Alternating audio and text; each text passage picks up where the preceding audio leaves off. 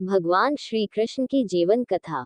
भगवान श्री कृष्ण हिंदू धर्म के सबसे महत्वपूर्ण और पूजनीय देवताओं में से एक हैं। वे विष्णु के 8वें अवतार माने जाते हैं और उनकी जीवन गाथा कर्म, धर्म, प्रेम और भक्ति का अद्भुत संगम है।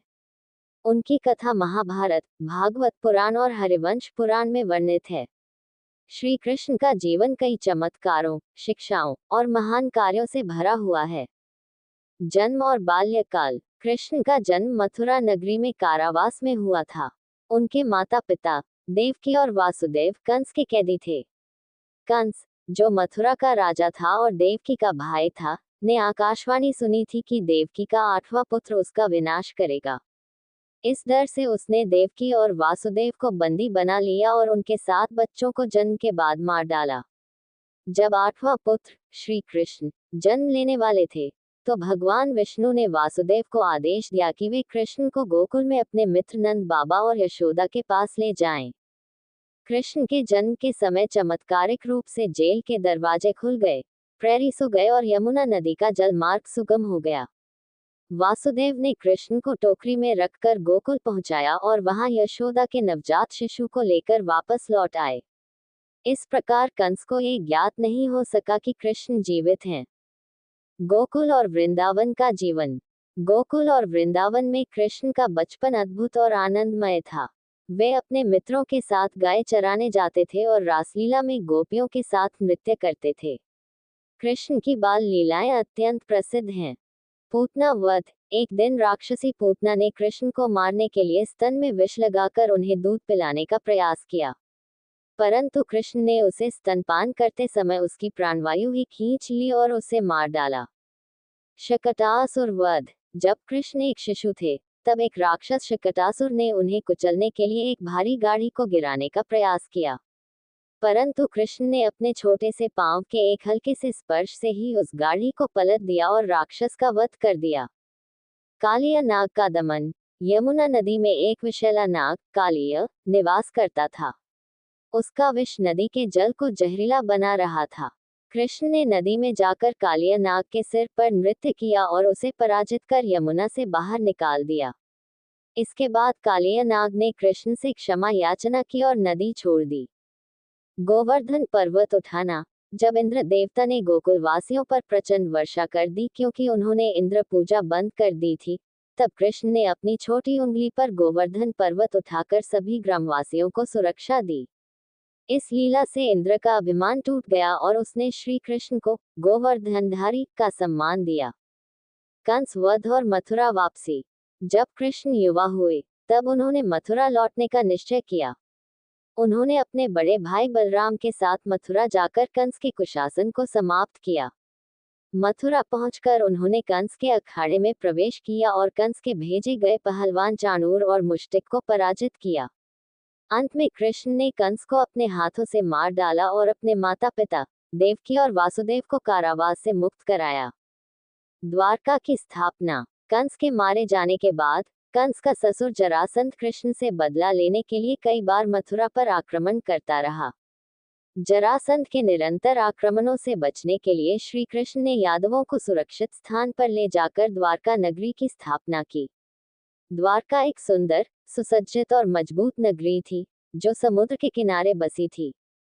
रुक्मिणी विवाह और अन्य पत्नियां। कृष्ण का विवाह रुक्मिणी से हुआ, जो विदर्भ के राजा भीष्मिक की पुत्री थी। रुक्मिणी श्री कृष्ण से अत्यधिक प्रेम करती थी, परंतु उनके भाई रुक्मी उनकी शादी शिशुपाल से कराना चाहते थे। रुक्मिणी ने श्री कृष्ण को पत्र भेजकर सहायता मांगी। कृष्ण ने रुक्मिणी का हरण कर लिया और उनसे विवाह किया। इसके अलावा कृष्ण ने सत्यभामा, जम्बूती और 16,100 अन्य रानियों से विवाह किया, जिन्हें नरकासुर नामक राक्षस ने बंदी बना रखा था। नरकासुर के वध के बाद उन स्त्रियों ने श्री कृष्ण से विवाह की इच्छा जताई क्योंकि समाज में उन्हें स्वीकार नहीं किया जाता। कृष्ण ने उन्हें सम्मान और सुरक्षा देने के लिए विवाह स्वीकार किया। महाभारत में भूमिका। महाभारत युद्ध में श्री कृष्ण की भूमिका अत्यंत महत्वपूर्ण रही। वे पांडवों के मित्र, मार्गदर्शक और सारथी बने। युद्ध से पूर्व कृष्ण ने दोनों पक्षों को अपनी सहायता चुनने का विकल्प दिया था। दुर्योधन ने कृष्ण की सेना चुनी, जबकि अर्जुन ने स्वयं कृष्ण को, ये जानते हुए कि कृष्ण युद्ध में शस्त्र नहीं उठाएंगे।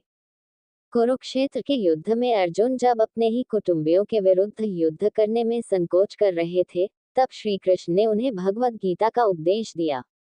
भगवद गीता में श्री कृष्ण ने जीवन, धर्म, कर्म और आत्मा के महत्व की गहन शिक्षाएं दी। कर्मण्येवाधिकारस्ते मा फलेषु कदाचन, अर्थात तुम्हारा अधिकार केवल कर्म करने में है, फल पर नहीं। ये श्री कृष्ण की सबसे प्रसिद्ध शिक्षाओं में से एक है। कृष्ण का मोक्ष। महाभारत युद्ध के बाद जब यादव वंश में आंतरिक कलह बढ़ गई, तो श्री कृष्ण ने ये समझ लिया कि अब उनका कार्य पृथ्वी पर समाप्त हो चुका है। एक दिन कृष्ण प्रभास क्षेत्र के जंगल में विश्राम कर रहे थे, तभी जरा नामक एक शिकारी ने उन्हें हिरण समझकर तीर मार दिया। ये तीर उनके पैर के तलवे में लगा, जो उनके शरीर का एकमात्र कमजोर स्थान था। कृष्ण ने जरा को क्षमा किया और उसे मोक्ष का वरदान दिया। इसके बाद कृष्ण ने अपने दिव्य रूप में लौटकर बैकुंठ धाम गमन किया। कृष्ण का प्रभाव और शिक्षाएं। श्री कृष्ण की जीवन गाथा केवल एक देवता की कहानी नहीं, बल्कि यह जीवन के गूढ़ सिद्धांतों, प्रेम, भक्ति और धर्म की शिक्षा देती है। उनकी शिक्षाएं आज भी प्रासंगिक हैं और लाखों लोगों के जीवन का मार्गदर्शन करती हैं। प्रेम और भक्ति। राधा कृष्ण का प्रेम शुद्ध और आध्यात्मिक प्रेम का प्रतीक है। धर्म और कर्म। भगवद गीता के माध्यम से श्री कृष्ण ने निष्काम कर्म और धर्म के पालन की शिक्षा दी। अहंकार का विनाश। इंद्र और कंस जैसे पात्रों के माध्यम से अहंकार के विनाश का संदेश मिलता है। समानता और करुणा। कृष्ण ने हमेशा समाज के कमजोर वर्गों का साथ दिया और अन्याय के खिलाफ खड़े हुए। निष्कर्ष। भगवान श्री कृष्ण की कथा एक गहन जीवन संदेश है जो ये सिखाती है कि कैसे जीवन के हर क्षेत्र में संतुलन बनाए रखा जाए। उनके जीवन से हमें ये सीख मिलती है कि चाहे परिस्थितियां कितनी भी कठिन क्यों न हो, सही मार्ग पर चलना और अपने कर्तव्यों का पालन करना ही सच्चा धर्म है। श्री कृष्ण की महिमा आज भी दुनिया भर में गाई जाती है और उनकी लीलाएं हर युग में लोगों को प्रेरित करती हैं।